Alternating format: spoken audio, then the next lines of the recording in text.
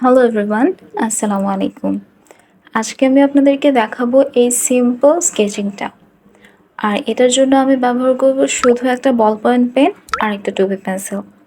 Art করার অনেকগুলো product না থাকলেও আপনাকে যে ছবি আঁকার আনন্দ থেকে বঞ্চিত হতে হবে না, আমি আজকে সেটাই দেখাবো। তাহলে চলুন শুরু করা যাক।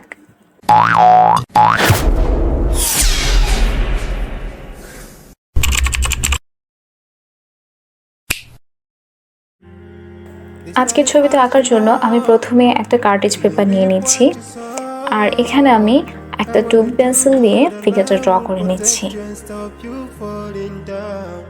ফিগার ড্র করতে করতে আমার মনে পড়ে গেল আমি মাস্কিং করতে একদমই ভুলে গিয়েছিলাম। এই জন্য আমি একটা মাস্কিং টেপ দিয়ে এখন মাস্ক করে নিব।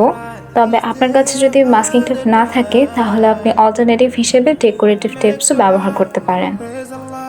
আমি শুধু নিচের অংশটুকুই মাস্কিং টেপ দিয়ে মাস্ক করে নিচ্ছি, কারণ আমার এই ছবিটার মধ্যে পাতাগুলো ফ্রেমের বাহিরে বের হয়ে আসবে। ফিগার ড্রয়িং শেষ হয়ে গেলে আমি বাকি সব পাশেও মাস্কিং টেপ দিয়ে মাস্ক করে নিচ্ছি। এখন আমি ব্যবহার করবো একটা ব্লেন্ডিং স্ট্যাম্প, তবে আপনি চাইলে কটন বা পেপার, টিস্যু বা তুলা এসব ব্যবহার করতে পারেন। আমার এখন কিছু গ্রাফাইট পাউডার লাগবে। আমি আসলে পেন্সিল শার্প করার পরে যে গ্রাফাইটের গুঁড়োগুলো থাকে সেটা একটা বক্সে রেখে দিই। এখন আমি সেগুলো ব্যবহার করি এই ছবিটা আঁকবো।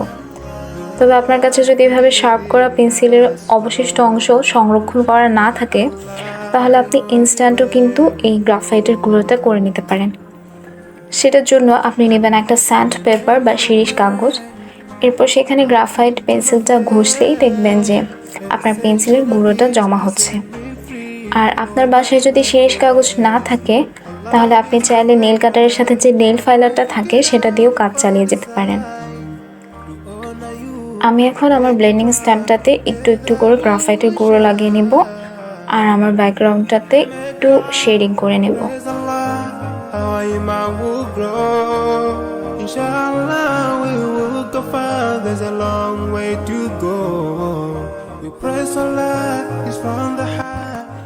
আমার মাস্কিং টেপের কাজ শেষ, তাই আমি এখন মাস্কিং টেপটা খুলে ফেলছি। ব্যাকগ্রাউন্ড ব্লেন্ড করতে করতে আমার আগে আঁকা ফিগারটা একটু হালকা হয়ে গিয়েছিল, তাই আমি ফিগারটা আরেকটু গাঢ় করে এঁকে এরপর পেন দিয়ে স্কেচিং করা শুরু করব।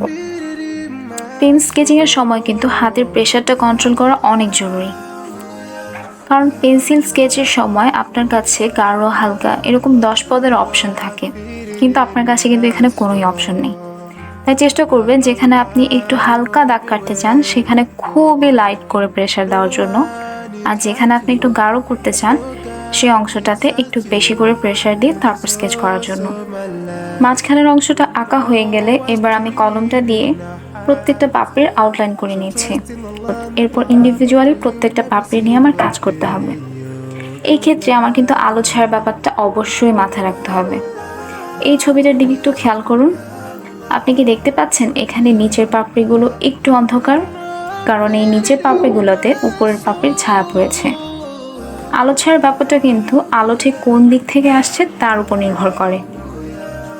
তাই আপনি যে ছবি আঁকেন না কেন আপনার শেডিংটা হবে কিন্তু আপনার লাইট কোন দিকে আছে সেটা মাথায় রেখে। আমি ধরে নিচ্ছি আমি যে ছবিটা আঁকছি এখানে আমার লাইটটা আসছে একদম ফ্রন্ট থেকে, যার কারণে নিচের প্রায় সবগুলি পাপড়ি একটু অন্ধকার হবে। আমি নিচের একটা পাপড়ি একটু আলাদা করে করা দেখিয়ে দিচ্ছি। আমি এখানে পাপড়িটার গোড়ার দিকে একটু বেশি করে পেন্সিল দিয়ে ঘষে একটা ডার্ক ইলিউশন ক্রিয়েট করছি, এবং আস্তে আস্তে যতই আমি পাপড়িটার আগের দিকে আসবো আমার পেন্সিলের প্রেশারটাও কমে যাবে এবং আমার শেডিংটাও লাইট হয়ে আসবে। গোড়ার দিকের অংশটা আর একটু বেশি ডার্ক করার জন্য আমি সেখানে কিছু কলমের স্ট্রোকস কেটে নিচ্ছি।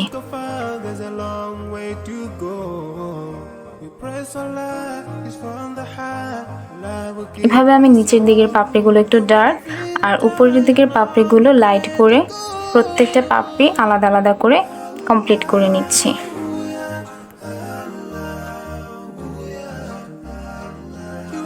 এভাবে আমি বাকি ফুলগুলোও এঁকে ফেলবো।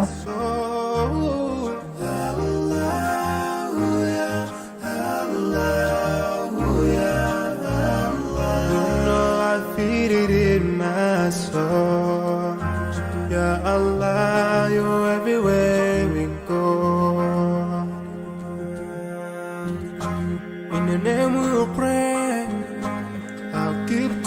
হাতের নিচে থাকে এই সাদা কাগজটা আমি ব্যবহার করছি কারণ যেন আমার হাতের ঘষা লেগে পেন্সিলের কালিটা ছড়িয়ে না যায়।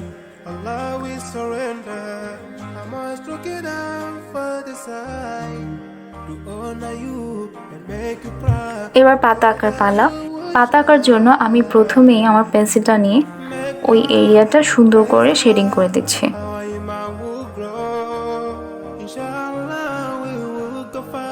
এরপর একটা ব্লেন্ডিং স্ট্যাম্পস দিয়ে সুন্দর করে এই অংশটা ব্লেন্ড করে নিচ্ছি। এবার আমি একটা ইরেজার নেব, আর ইরেজারের শার্প যে অংশটা আছে সেই অংশটা দিয়ে আস্তে আস্তে করে শিরার অংশগুলোতে দাগ কেটে নেব।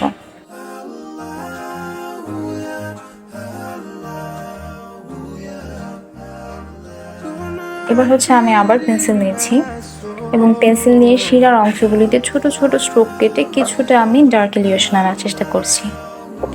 এরপর আমি পেন নিচ্ছি, নিয়ে একইভাবে আবার পাতার ডাটি এবং শিরাগুলো এঁকে নিচ্ছি। আঁকার সময় আমি চেষ্টা করেছি যেখানে আমি ইরেজার দিয়ে মুছে সাদা অংশ ক্রিয়েট করেছিলাম সেখানে যেন আমি একটু কম স্ট্রোক দিই এবং যেই অংশটা একটু ডার্ক আছে সেই অংশটা যেন শিরা একটু বেশি হয়। যদিও প্রসেসটা খুবই সহজ, তবুও এটা দেখতে অনেক সুন্দর লাগে। এভাবে আমি বাকি পাতাগুলোও এঁকে নিচ্ছি। অতিরিক্ত মোছামুছির ফলে আপনার ইরেজারে যদি এরকম গ্রাফাইটের লেয়ার পড়ে যায় তখন দেখবেন এটা দিয়ে আর ডিপ ক্লিন হচ্ছে না। তখন একটা সাদা কাগজে এটা ঘষে উপরের আলগা যে গ্রাফাইটের লেয়ারটা আছে সেটা তুলে ফেলবেন, তাহলেই দেখবেন ইরেজারটা আবার ডিপলি ক্লিন করতে পারছে।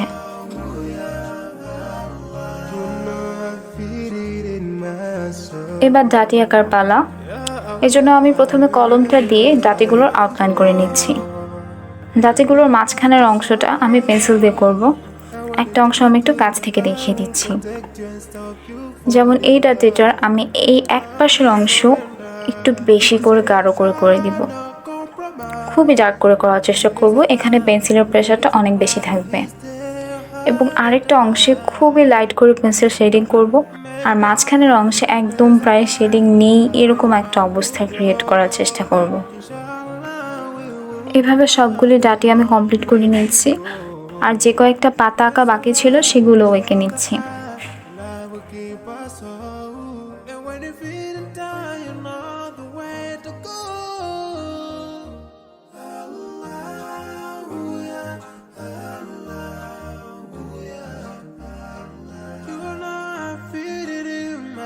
এখন আমার একটু মনে হচ্ছিল যে ফুলের গোড়ার দিকে ব্যাকগ্রাউন্ডটা আরেকটু ডার্ক হলে হয়তো ভালো হতো, তাই আমি আবার একটা ব্লেন্ডিং স্ট্যাম্প নিয়ে ওই গোড়ার দিকের অংশটা একটু ডার্ক করে দিচ্ছি।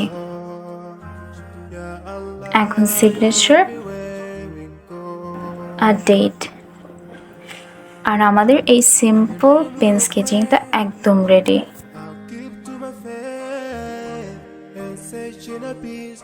বল পয়েন্ট পেন দিয়ে কিন্তু অনেক সুন্দর সুন্দর ছবি আঁকা যায়। যেমন এই ছবিটা, এটা আমার অনেক আগে আঁকা। এটা অনেক বড় একটা প্রজেক্ট ছিল, এখানে খুবই সূক্ষ্ম সূক্ষ্ম কাজ করার দরকার হয়েছে। এটা আমি শুধু বল পয়েন্ট পেন দিয়ে এঁকেছি। আপনারা যদি এই ধরনের ভিডিও দেখতে চান তাহলে আমাকে অবশ্যই জানাবেন। আমার চ্যানেলে কিন্তু আরও স্কেচিং টিউটোরিয়ালস আছে, আমি ইনশাল্লাহ লিংক আমার ইউটিউব ভিডিওর ডেসক্রিপশন বক্সে দিয়ে দেব। আশা করি ভালোই লেগেছে। এমন আরও ভিডিওর জন্য সাথেই থাকুন। আসসালামু আলাইকুম।